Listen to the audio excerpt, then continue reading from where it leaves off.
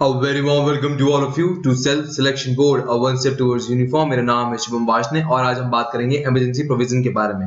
ये टॉपिक आपके Indian army, navy, air force तीनों को यूनिफॉर्म को पाने में मदद करेगा और ये topic CDS, NDA, AFCAT, INET, territorial army इन सभी एग्जाम्स के लिए इंपॉर्टेंट हो जाता है। ये टॉपिक हम इमरजेंसी प्रोविजन का 3 भाग में पढ़ेंगे: national emergency, state emergency and financial emergency.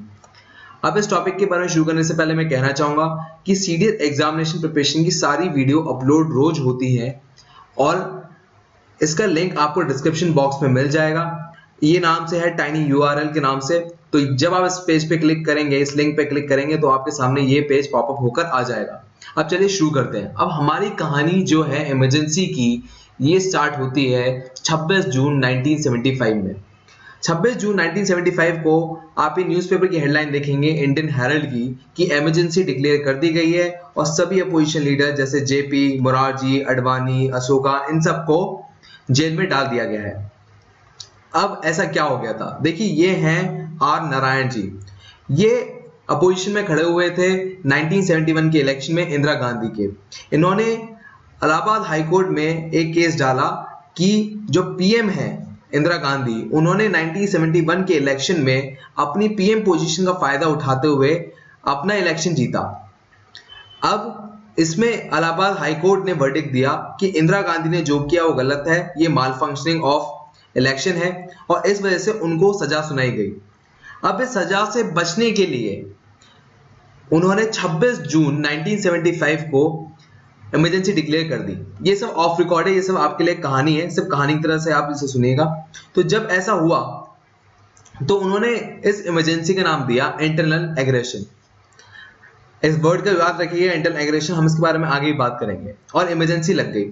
Emergency अगले 2 साल तक लगी रही, मतलब 1975 से 1997 तक। जब ऐसा हुआ तो इंदिरा गांधी ने 2 अमेंडमेंट भी लेकर आई जिसका नाम था 38 अमेंडमेंट एंड 42 अमेंडमेंट, जिसकी वजह से इनकी इमरजेंसी बहुत ज्यादा स्ट्रांग हो गई। खैर, ये इमरजेंसी 76 में जाकर खत्म हो गई। रीजन बिहाइंड ये था क्योंकि एक्सटर्नल प्रेशर बहुत बन रहा था by different international organisation and international countries. तो इस वजह से इमरजेंसी को एंड करना पड़ गया बाय इंदिरा गांधी और 76 में इलेक्शन हुए। इस इलेक्शन में 76 के इलेक्शन में मोरारजी देसाई पहले नॉन कांग्रेसी पीएम बने जो कि जनता पार्टी की तरफ से थे। वो एक कोलिशन गवर्नमेंट थी। अब मैं कहूंगा कि इनकी सरकार रही तो सिर्फ कुछ दिनों के लिए, बट इन्होंने एक ऐसा काम किया जिससे आने वाले दशकों तक इंडियन डेमोक्रेसी स्टेबल रही। उन्होंने क्या किया? 44th अमेंडमेंट लेकर आए।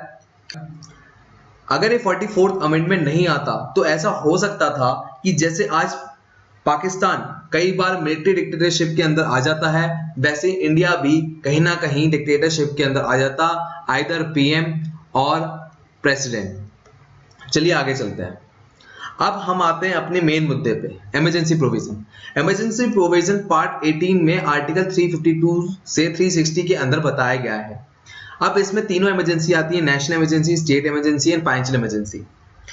अब इस बात को याद रखिएगा, जब भी मैं 44th अमेंडमेंट कहूंगा तो मैं मोरारजी देसाई की इस कहानी की बात कर रहा हूं, और जब मैं 38 या 42 की बात करूंगा तो मैं इंदिरा गांधी की बात कर रहा हूं।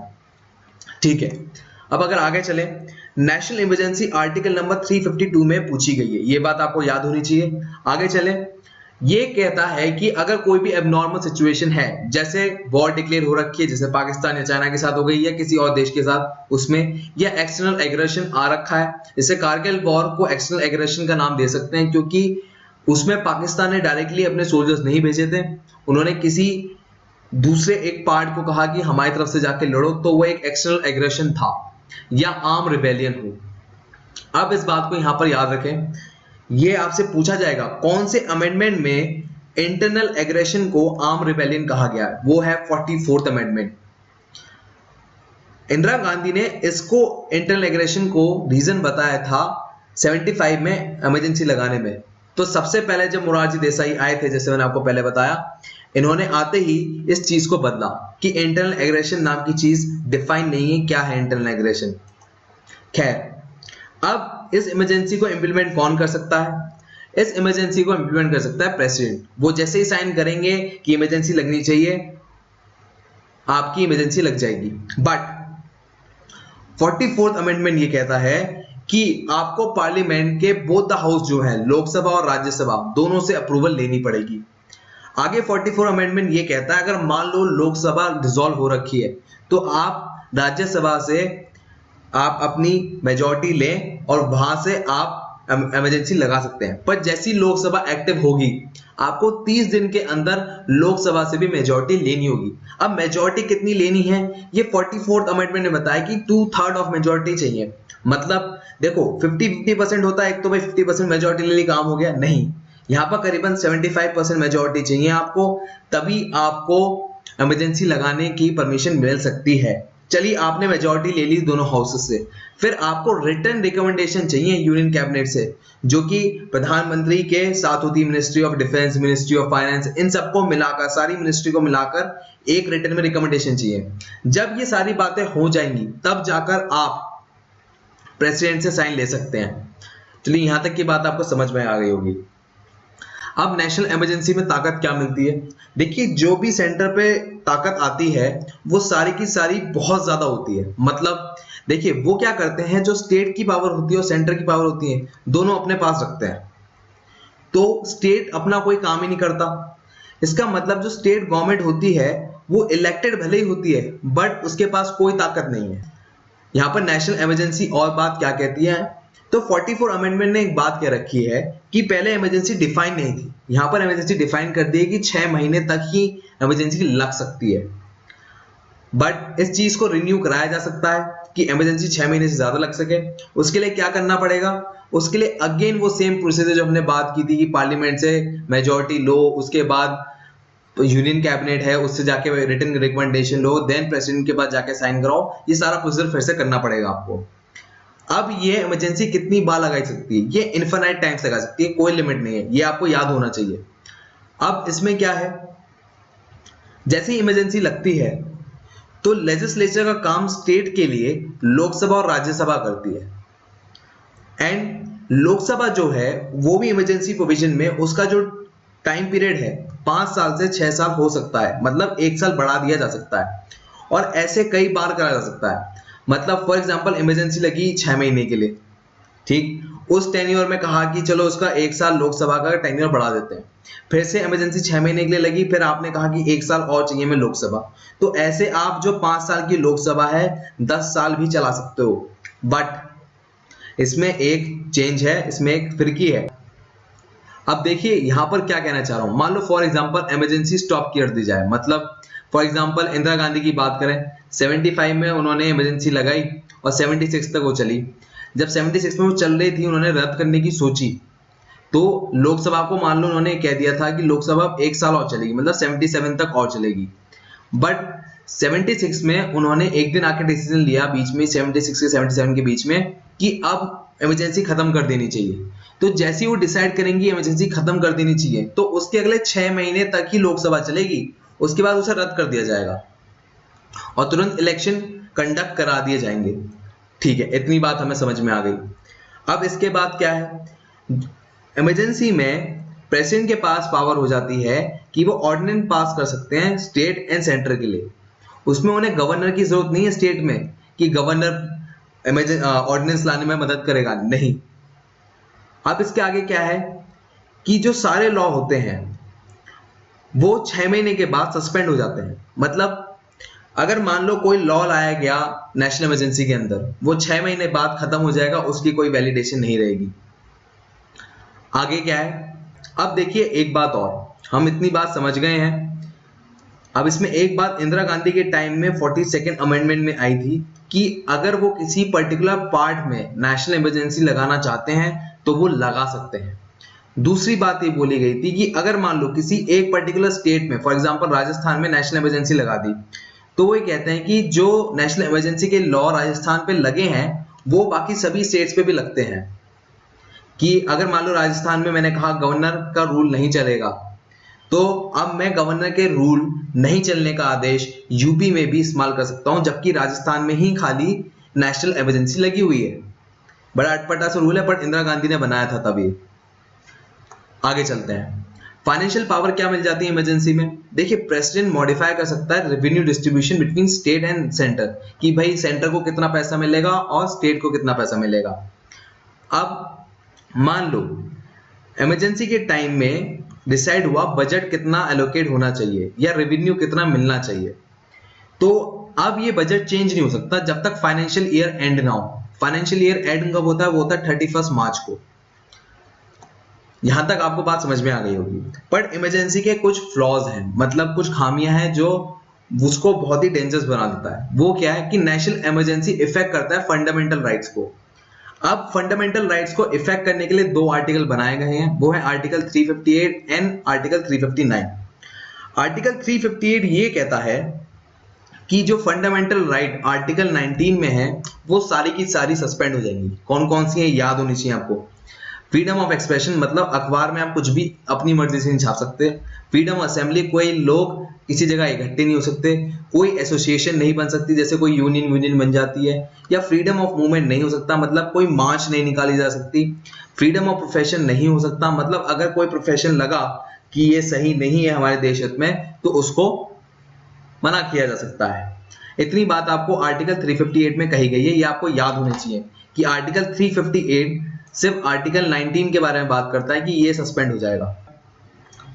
आर्टिकल 359 की बात करें तो उसने कहा है कि और भी कोई फंडामेंटल राइट सस्पेंड की जा सकती है, बट आर्टिकल 20 एंड 21 में जो फंडामेंटल राइट्स हैं उन्हें सस्पेंड नहीं किया जा सकता। ये मेंशन किया है 44th अमेंडमेंट में।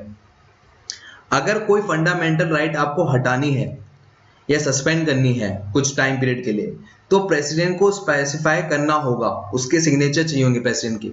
उससे पहले वो जो आप फंडामेंटल राइट हटाना चाह रहे हो वो दोनों ही पार्लियामेंट, मतलब लोकसभा एंड राज्यसभा, दोनों से पास होनी चाहिए with special majority. Special majority मतलब 2/3 लोगों ने अपनी हाँ भरती हो कि हाँ हम चाहते हैं कि ये फंडामेंटल राइट कुछ समय के लिए हट जाए। आगे चलते हैं। अब सवाल आता है आर्टिकल 20 और 21 में ऐसा है क्या, ये याद कर लें। आर्टिकल 20-21 आपसे पूछा जाएगा। आप आर्टिकल 20 क्या कहता है कि respect of conviction for offence, मतलब आप अगर किसी बात में कन्विक्ट हो रहे हैं कि आपने कोई गलती की है, तो जब तक आपके खिलाफ सबूत ना हो या कोई बात आपकी तरफ प्रूफ ना कर दी जाए तब तक आप दोषी नहीं ठहराए जाएंगे। मतलब जैसे अपोजिशन को पहले उन्होंने जेल में डाल दिया था, वो ऐसे जेल में किसी को नहीं डाल सकते। आर्टिकल 21 की बात की जाए तो आर्टिकल 21 क्या कहता है कि प्रोटेक्शन ऑफ लाइफ के बारे में बात करता है, उनकी पर्सनल लिबर्टी के बारे में बात करता है। तो इन दोनों बातों को आपको याद रखना है। आगे चलते हैं। अब अगर मान लो इस इमरजेंसी को हटाना हो तो हम कैसे हटाएंगे? हमें किसी पार्लियामेंट की अप्रूव की जरूरत नहीं है। प्राइम मिनिस्टर खुद कह सकता है कल से इमरजेंसी नहीं है तो नहीं है। अगला, 1/10 ऑफ अ मेंबर अगर लोकसभा के ये कह दें रिटन नोटिस में स्पीकर को या प्रेसिडेंट को, अगर स्पीकर अवेलेबल नहीं है तो, कि हमें इमरजेंसी नहीं चाहिए, तो स्पेशल सिटिंग बिठाई जाएगी 14 दिन के अंदर। एक सिंपल मेजॉरिटी चाहिए होगी, मतलब 50% लोग ये कहते हैं हमें इमरजेंसी नहीं चाहिए, तो ये तुरंत हटा दी जाएगी। आगे बात करें, नेशनल इमरजेंसी 3 बार लगी है, ये सवाल आपसे पूछा जाएगा। एक लगी है अक्टूबर 26, 1962 में, स्पेशल डेट है अक्टूबर 26, ये भी पूछी जाएगी। तो अक्टूबर 26, 1962 में चाइना से हमारा वॉर हुआ था, तब हमारे ऊपर नेशनल इमरजेंसी लगाई गई थी। तब नेफा, जिसे हम आज की तारीख में अरुणाचल प्रदेश कहते हैं, वहां पर लगाई गई थी।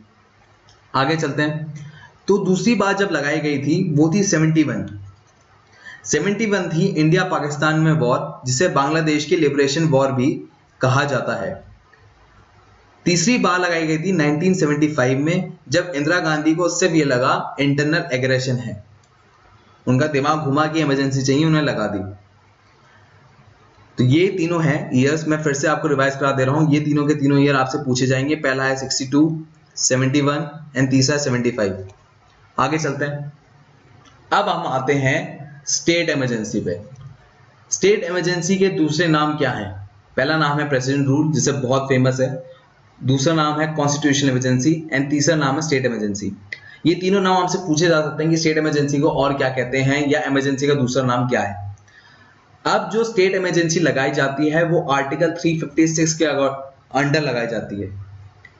ये पावर देती है सेंटर को कि स्टेट अब उनके अंदर आएगा और इस चीज को गवर्न करेंगे हमारे प्रेसिडेंट।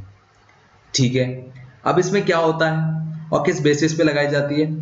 जो ये प्रेसिडेंट रूल है ये चेक करता है कि फेलियर ऑफ कॉन्स्टिट्यूशन मशीनरी होनी चाहिए, मतलब आम शब्दों में कहा जाए कि वहां पर कॉन्स्टिट्यूशन का पालन नहीं हो रहा है, मतलब जैसे मेजॉरिटी नहीं आ पा रही है वहां की असेंबली में, स्टेट असेंबली में, तो इस वजह से वहां पर सरकार नहीं बन रही है। अगर ऐसा नहीं होता है तो प्रेसिडेंट रूल आ जाएगा। इसका सबसे बड़ा अभी एग्जांपल है जम्मू एंड कश्मीर। जम्मू एंड कश्मीर में प्रेसिडेंट रूल लगा हुआ है और वहां पर अब इलेक्शन होने हैं। लोकसभा इलेक्शन की वजह से अभी यहाँ पर इलेक्शन नहीं हुए थे, बट अब रिसेंटली आप सुनेंगे कि जम्मू एंड कश्मीर में इलेक्शन हो रहे हैं। अब बात करते हैं आर्टिकल 355 की। वो ये कहता है अगर स्टेट कॉन्स्टिट्यूशन के प्रोविजन को फॉलो नहीं करता है जो कॉन्स्टिट्यूशन में लिखा है तो भी प्रेसिडेंट रूल लग जाएगा। तीसरी बात, आर्टिकल 365 ये कहता है अगर स्टेट सेंटर की बात ना फॉलो करे तो वहां पर प्रेसिडेंट रूल लग जाएगा। चलिए इतनी बात हमें समझ में आ गई, बट इसे लगाने के लिए खाली प्रेसिडेंट की मर्जी या दिमाग घुमा हुआ नहीं चाहिए, उसमें कुछ प्रोविजंस हैं। सबसे पहला प्रोविजन है कि अगर इसे इंप्लीमेंट कराना है तो या तो गवर्नर कहें कि भाई हमें इसमें को इंप्लीमेंट कराना है, मान लो गवर्नर की रिपोर्ट नहीं भी आती है तो डायरेक्टली प्रेसिडेंट चुन सकता है कि हाँ हम यहाँ पर इमरजेंसी लगाने की, स्टेट इमरजेंसी लगाने की जरूरत है। तो उनको सबसे पहले क्या करना होगा, लोकसभा और राज्यसभा में 2 महीने के अंदर ही अंदर अप्रूव कराना होगा या मेजॉरिटी लेनी होगी कि यहाँ पर स्टेट इमरजेंसी लग जाए। और स्टेट इमरजेंसी लगने के लिए सिर्फ यहाँ पर सिंपल मेजॉरिटी चाहिए, मतलब 50% ऑफ द पार्लियामेंट के सदस्य ये कह दे कि हाँ यहाँ पर स्टेट इमरजेंसी लगा दो। आगे बात करें तो स्टेट इमरजेंसी में या हम कहें प्रेसिडेंट रूल में कोई फंडामेंटल राइट नहीं ली जाती किसी इंसान की, और अगर इसे रिवोक करना है तो सिर्फ प्रेसिडेंट को कहना है कि अब यहाँ पर स्टेट इमरजेंसी की कोई जरूरत नहीं है या प्रेसिडेंट रूल की जरूरत नहीं है, और वहां से स्टेट इमरजेंसी हटा दी जाएगी। अब बात करते हैं पावर क्या होती है प्रेसिडेंट की स्टेट इमरजेंसी के अंदर।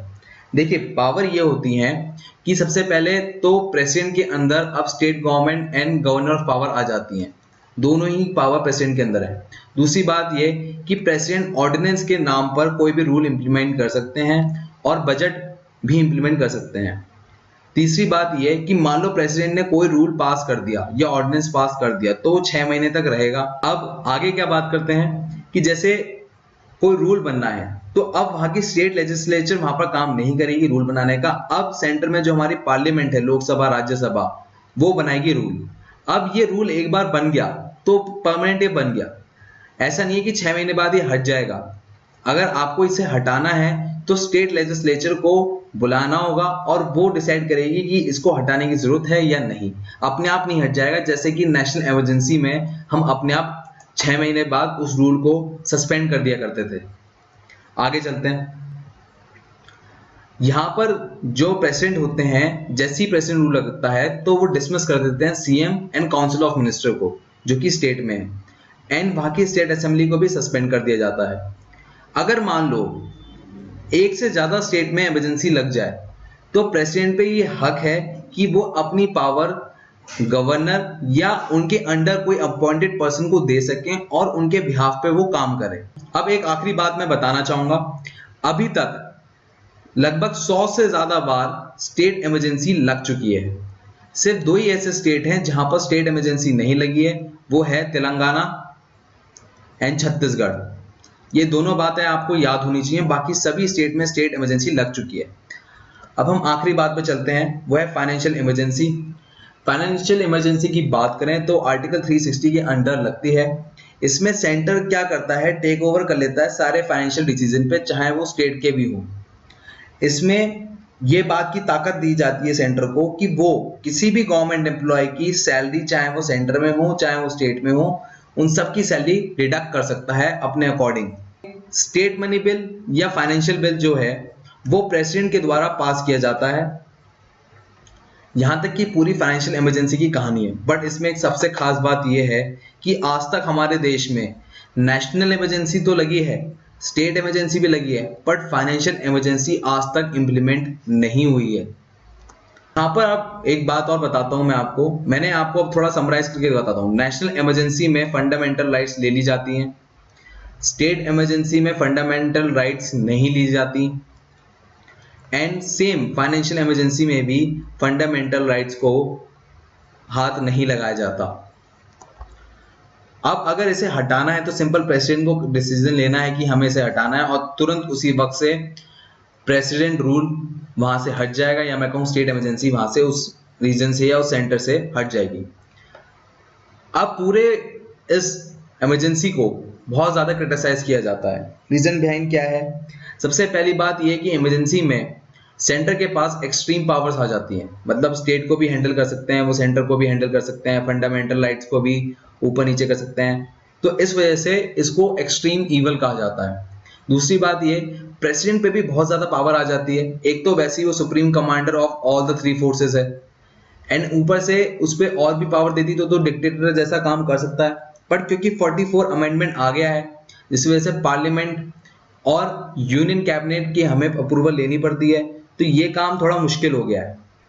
तीसरी बात ये, फाइनेंशियल पावर चाहे वो स्टेट हो चाहे वो सेंटर हो, वो सब सेंट्रल गवर्नमेंट के हाथ में आ जाती है। अब वो सेंट्रल गवर्नमेंट पूरे देश को डुबा दे या ना डुबाए, वो सब उसके हाथ में है, क्योंकि अब उसके हाथ में 135 करोड़ लोगों की जिंदगी है कि 135 करोड़ लोग पाकिस्तान जैसी जिंदगी जिएंगे या वो कल एक सुपर पावर अमेरिका या रशिया जैसी जिंदगी जिएंगे। अब आते हैं हम पास्ट ईयर क्वेश्चंस पे जो पूछे गए हैं।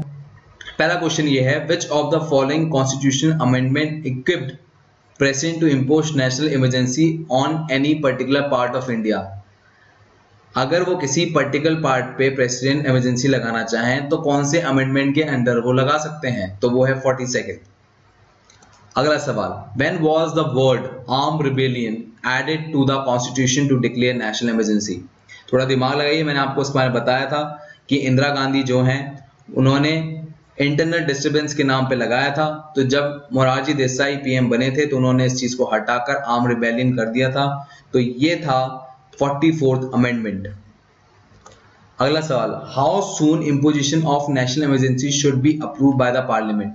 देखिए ये मैंने आपको इनिशियली बताया था और इसका आंसर है ए, 1 मंथ, 1 महीने के अंदर, जिसे मैंने कहा था 30 डेज, 1 महीने के अंदर पार्लियामेंट को अप्रूव देना होगा कि इमरजेंसी यहाँ लग सकती है।